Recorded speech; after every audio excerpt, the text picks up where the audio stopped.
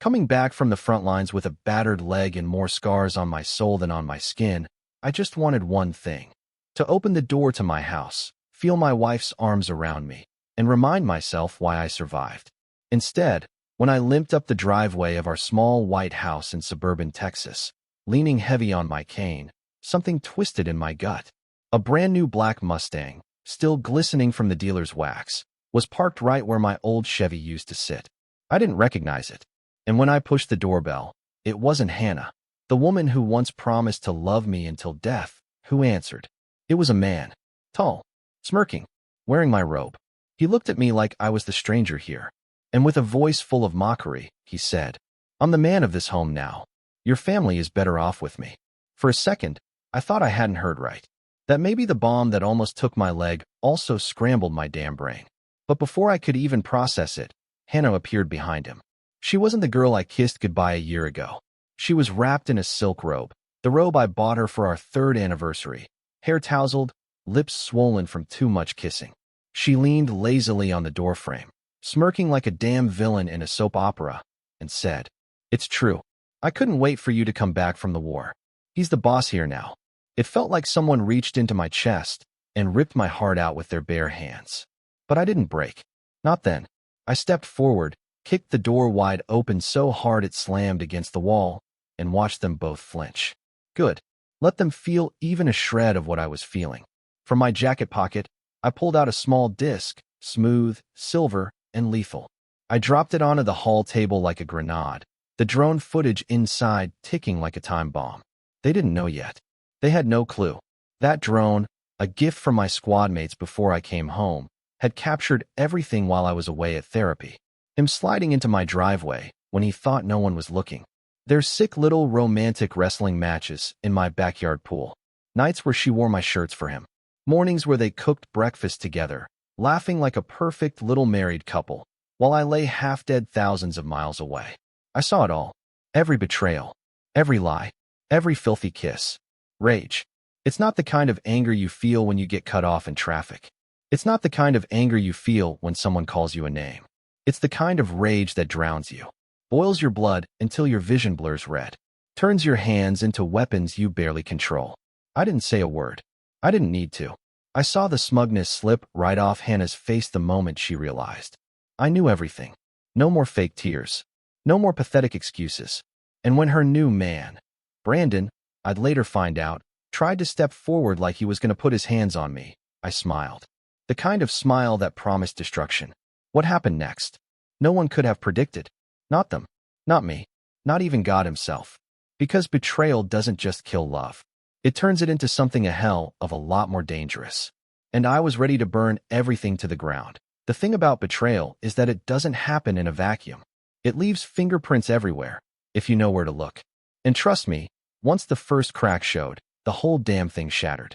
After I dropped that disc onto the table, Hannah didn't rush to explain, didn't beg, didn't cry. She just crossed her arms, leaned her hip against the wall, and rolled her eyes like a teenager caught sneaking out past curfew. "Really, Jake?" she said, voice dripping with fake boredom. "You're gonna make a scene? You should be grateful someone stayed to take care of things while you were off playing hero."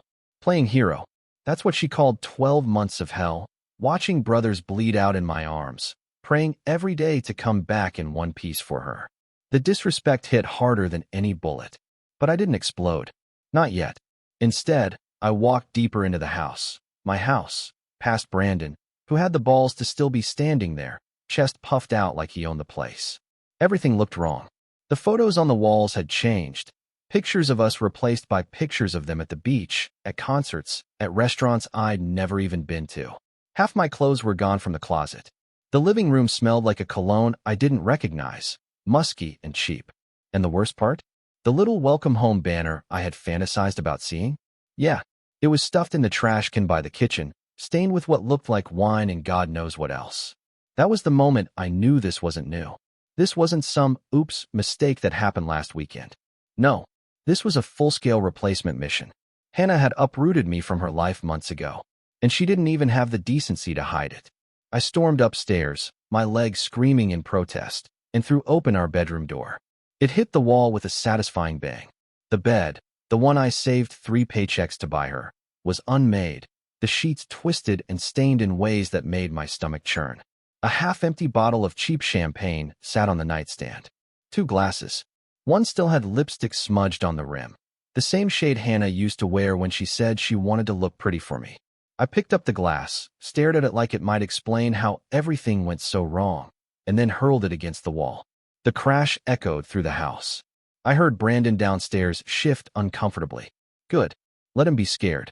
Then, tucked under the bed, I spotted something that made my hands shake. A pair of dog tags. Mine. The ones I gave her before I deployed, with the words "Come back to me" engraved on the back. They were covered in dust. Forgotten. Abandoned. Just like me. I clenched them in my fist so tight the edges dug into my skin. The pain felt good. Real. Anchoring.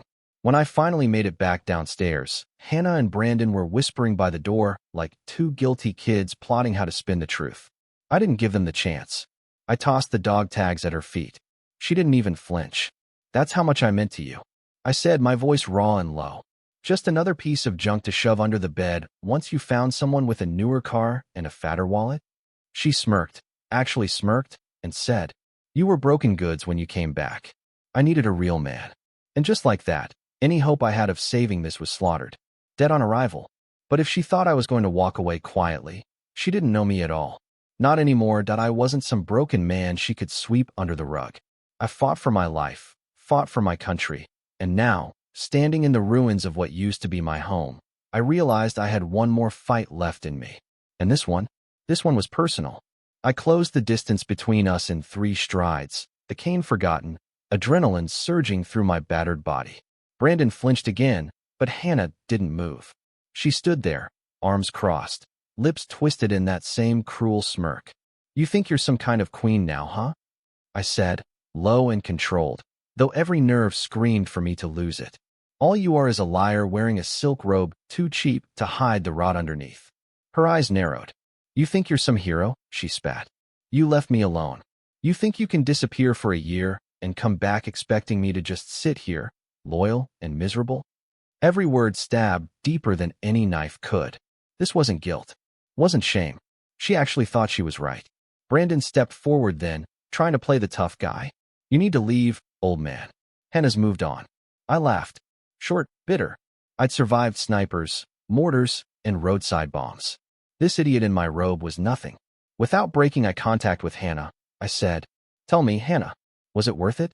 Was throwing away everything we built together worth a few cheap thrills and some half-baked promises from a guy who probably couldn't find his own *** without a GPS? Her smile faded. For the first time, a flicker of something, regret, fear, crossed her face. But it was too late. Way too late. I wasn't here to argue. I wasn't here to beg. I was here to end this. "I saw everything," I said, voice hard as steel. "The late nights. The sneaking around. The way you laughed with him like I never even existed." She shrugged, like none of it mattered. Like I was just some pest she needed to swat away. "So what?" she said. "You were a ghost long before you came back. You're not a man anymore, Jake. You're just leftovers." The words hit me like a truck. Not because they were true, but because I realized, in that moment, she believed them. Hannah wasn't the girl I fell in love with. Wasn't the woman who wrote me letters and cried at the airport. That Hannah was dead, buried under months of lies, betrayal, and selfishness. I stared at her for a long moment, memorizing the woman she had become, cold, shallow, unrecognizable. Then I turned to Brandon, who was puffing his chest like he was ready to throw hands. "You think you've won something?" I said, almost pitying him. "You think stealing a broken woman makes you a king?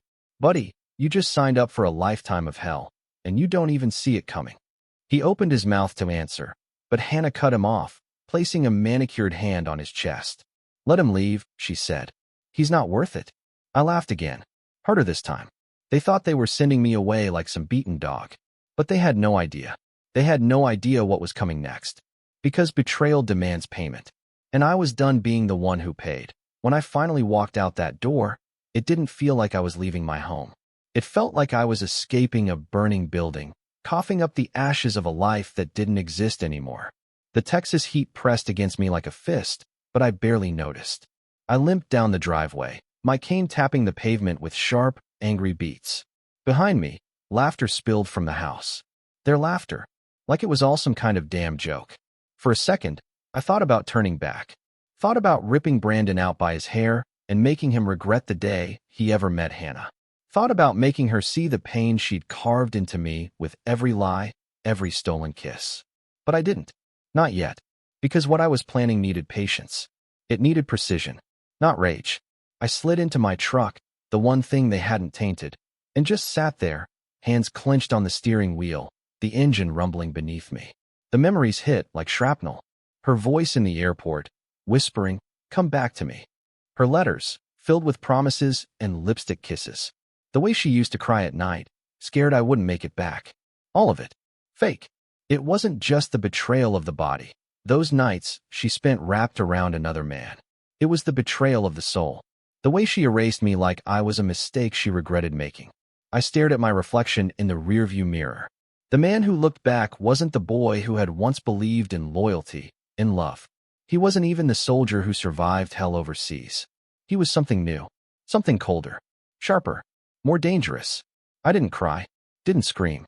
I just sat there, breathing slowly, letting the fury settle into my bones like steel being forged in fire. Hannah wanted a new man. Fine. She could have her new man. But she was going to lose everything in the process. Her comfort, her safety, her little fairy tale. The drone footage was only the beginning.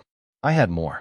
Screenshots, texts, bank statements showing the money she siphoned off our joint account to buy Brandon his shiny toys.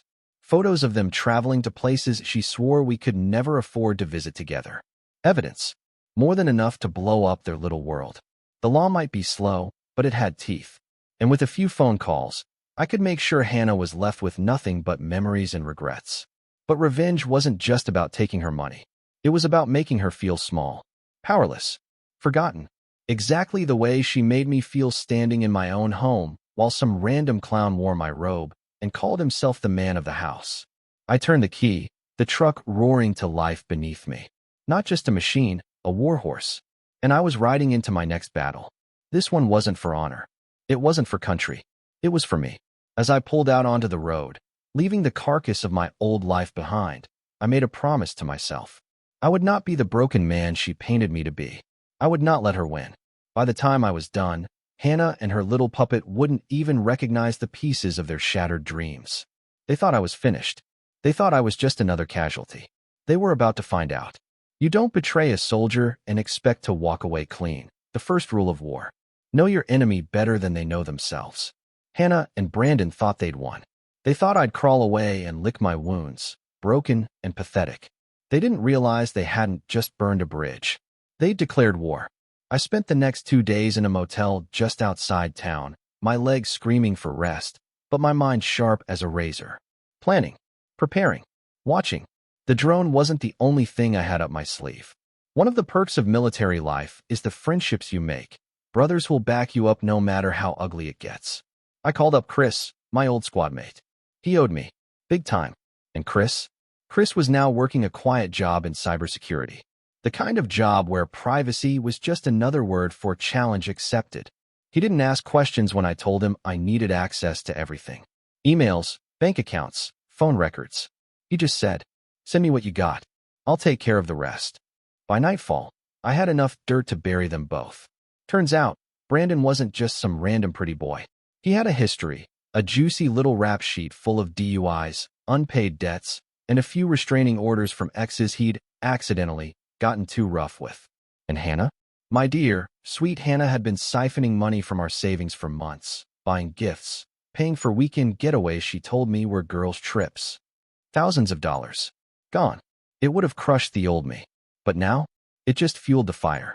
I sat on the lumpy motel bed, the glow of my laptop screen painting the room in cold blue light, and mapped out their destruction. Step by step, move by move.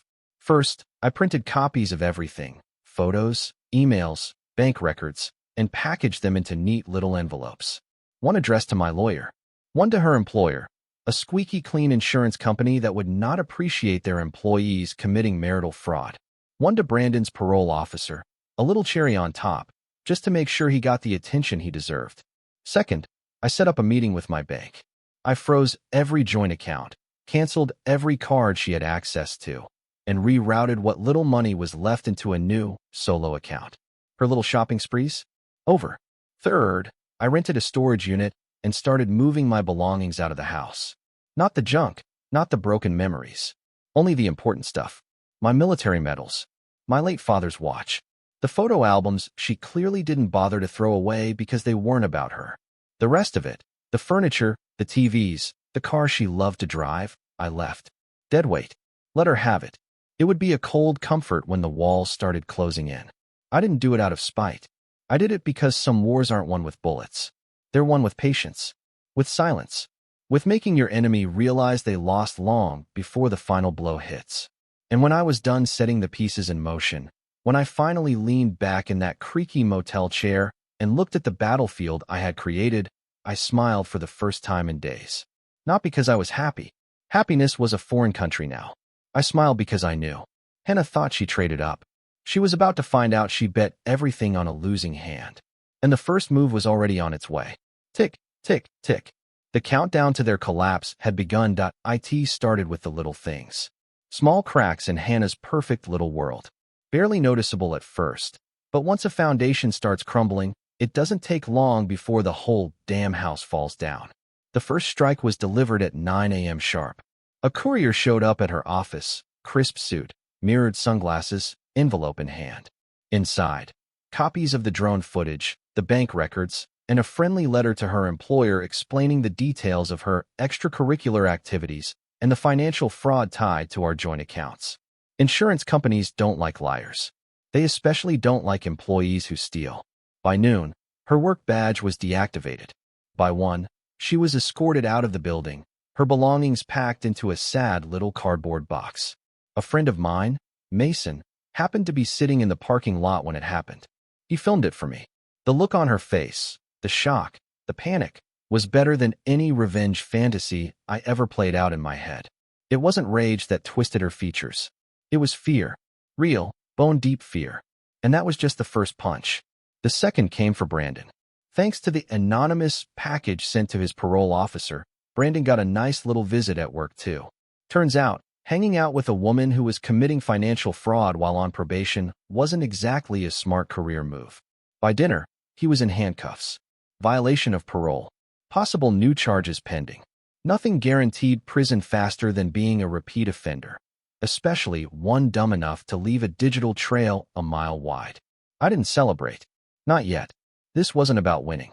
It was about delivering justice to the people who thought loyalty was a joke. But the real blow? That came later. I waited until the evening. Waited until I knew Hannah would be desperate, alone, frantic. Then I dropped the bomb.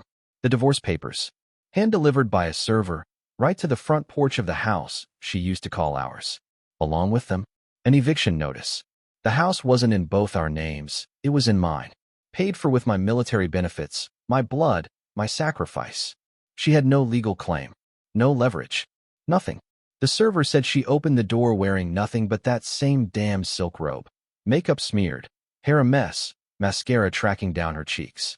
He said she tried to slam the door in his face. Too late. He just dropped the papers at her feet, tipped his hat, and walked away. I watched it happen from a block away, engine idling, windows down. Not hiding. Not running. Just watching. She stood there in the doorway, clutching the envelope like it was a live grenade. And for the first time, she looked small. Not the cold, powerful woman who tossed me aside like yesterday's trash. Not the cocky queen who laughed when I stood broken in my own home. Just another liar, caught in her own web. I should have felt satisfied. I should have felt vindicated. But all I felt was tired. Empty. Betrayal doesn't just steal your love. It steals the part of you that believed in people. It rots something in your chest, something you don't even realize you're gonna miss until it's too damn late.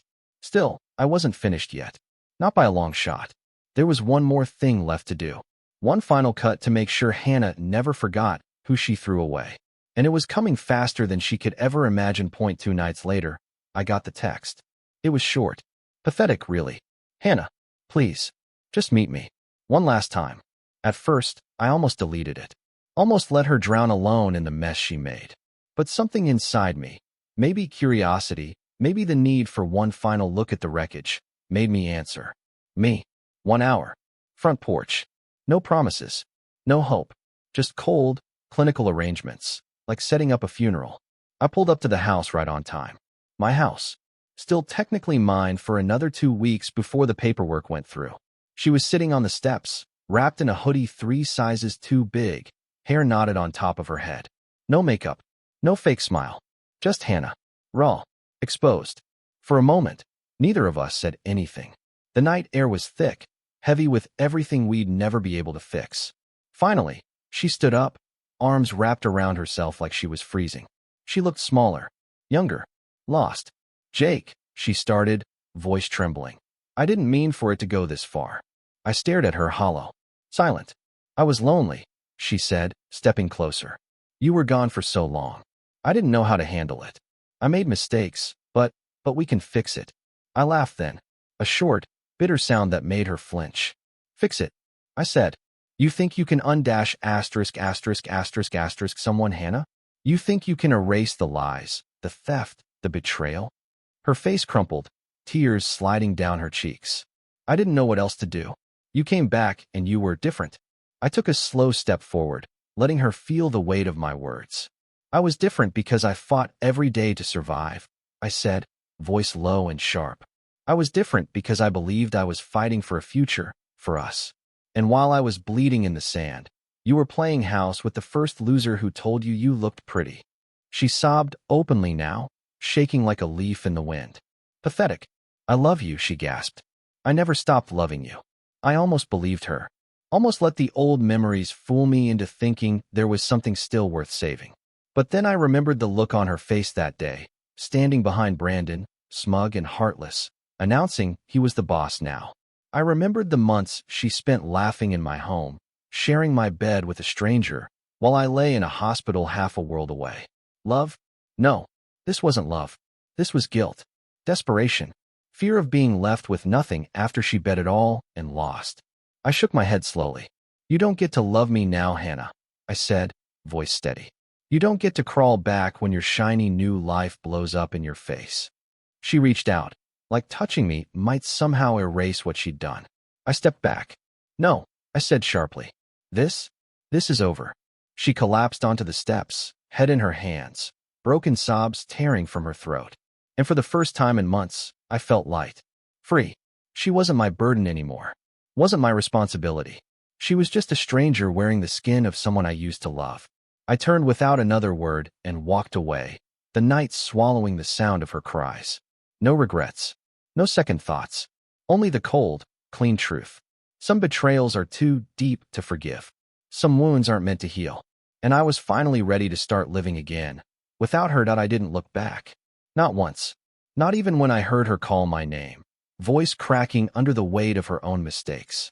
The streetlights stretched long across the empty road as I walked toward my truck, each step feeling lighter, more certain. Like with every footfall, I was shedding the lies, the betrayals, the heartaches she left rotting in my chest. When I slid into the driver's seat, I didn't slam the door. I didn't curse. I didn't break down. I just sat there for a moment, letting the silence settle around me like a second skin. It wasn't the same silence that haunted me after the war. No, this one was different. This one was peace. This one was freedom. I drove aimlessly that night, letting the miles fall away, windows down, the cool wind rushing in, washing the stench of the past off my skin. Somewhere along the empty highways, under the endless Texas sky, it finally hit me. I wasn't broken. I wasn't defeated. I was reborn. Hannah's betrayal didn't define me. It revealed her weakness, her selfishness, her inability to understand what it meant to truly love someone. She threw away a man who would have bled for her. And in return, she ended up alone, clutching her regrets like ashes slipping through her fingers. Good. Let her choke on them. As for me, I had a future to rebuild. It wouldn't be easy. The scars were still there, invisible ones etched deep into my heart. But scars are just proof that you survived, that you fought back. In the days that followed, I finalized the divorce. I made sure she got nothing more than the memories she created. The house was mine. The money was mine. The clean slate was mine. I moved into a small apartment overlooking a quiet stretch of river. Nothing fancy, just peace. Real, hard-earned peace. Some nights, I sat on the balcony with a beer in hand, staring out at the water and letting the past drift away with the current. I thought about the man I used to be, the one who believed love could survive anything. And I mourned him, briefly. But then I raised a silent toast to the man I became, the one who knew better now, the one who understood that loyalty isn't owed to everyone who asks for it. It's earned, deserved. Hannah never deserved it. She just fooled me into thinking she did. If there's anything I could tell someone standing where I once stood, broken, betrayed, furious, it's this. Don't stay loyal to someone who wouldn't even blink while they destroy you. Don't fight for a love that already surrendered to selfishness. Don't waste your time trying to fix what someone else smashed willingly. Walk away, even if it feels like you're leaving your whole world behind. Because sometimes you have to lose everything to find yourself again. And trust me, the man or woman you rebuild from the ashes, they're stronger, wiser, deadlier, unbreakable. As for Hannah and Brandon, last I heard, she tried crawling back to her parents. Brandon ended up doing a short stint in county jail for parole violation. Fitting. They built a kingdom on lies, and it collapsed just like it deserved to. And me? I'm still standing, still breathing, still moving forward. Because in the end, betrayal didn't kill me. It liberated me. And some days, when the wind is just right, I can almost hear the faint echoes of the past. I smile, tip my hat to the man I used to be, and keep walking, free, fearless, and finally alive.